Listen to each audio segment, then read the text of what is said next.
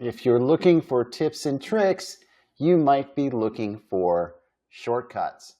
And those shortcuts may not exist. So many times online, I see guys asking for tips and tricks on really difficult topics like how to get a date or how to get a job, and they are oversimplifying the problem. They are oversimplifying and diminishing the amount of work that it takes to get something like that done or to be successful at it, and they are looking for shortcuts. That's my assertion. If you're looking for tips and tricks, ask yourself, am I trying to make it easier? Am I trying to find a shorter path? Am I trying to guarantee my success and find the right thing to do to make sure that it happens?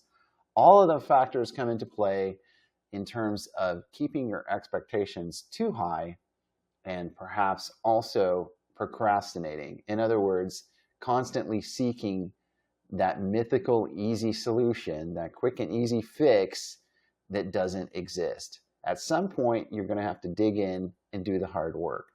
So I suggest you stop asking for tips and tricks and start figuring out what are the important things that you need to do to move forward towards your goals.